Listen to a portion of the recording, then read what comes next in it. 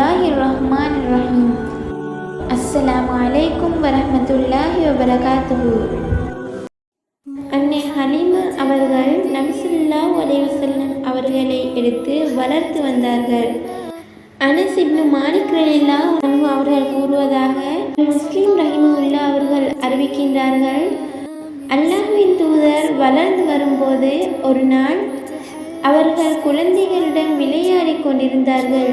அந்நேரத்தில் ஜிப்ரீல் அலைஹிஸ்ஸலாம் அவர்கள் வந்து அல்லாஹ்வின் தூதரை பிடித்து மயக்கமடைய செய்து அவருடைய நெஞ்சை பிளந்து பின் இதயத்தை வெளியே எடுத்து அதிலிருந்து ஒரு சதை துண்டை வெளியில் எடுத்தார்கள்.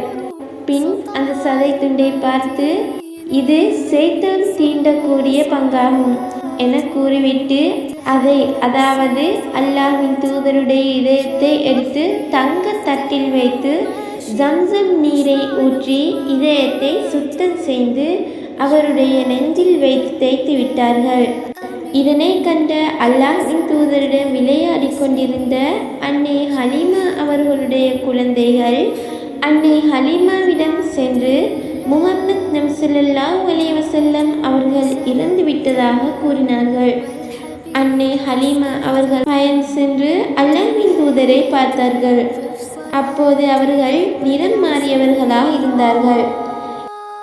இதனை கண்ட அன்னை ஹலீமா அவர்கள் ஸல்லல்லாஹு அலைஹி வஸல்லம் அவர்களுக்கு ஆபத்து வந்து விடுமோ என்று பயம் ஏற்பட்டது. அன்னை ஹலீமா நபி ஸல்லல்லாஹு அலைஹி வஸல்லம் அவர்களை 4 வயதில் அவருடைய தாயார் ஆமினாவிடம் ஒப்படைத்து விட்டார்கள்.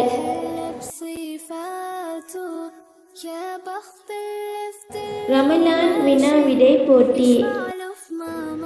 வினா இலக்கம் 4. நபி முஹம்மது ஸல்லல்லாஹு அலைஹி வஸல்லம் அவர்களின் இதயத்தில் இருந்து ஒரு சதை துண்டை எடுத்து, இது ஷைத்தான் தீண்டக்கூடிய பங்காகும் என கூறியவர் யார்? நபி ஸல்லல்லாஹு அலைஹி வஸல்லம் அவர்களை எத்தனை வயதில் ஹலீமா அவர்கள் அன்னை ஆமினா அவர்களிடம் ஒப்படைத்தார்கள்?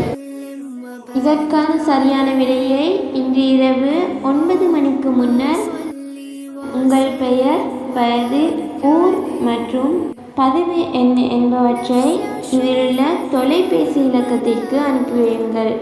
يا رسول الله وابكي على كتفك ونام يا حبيب الله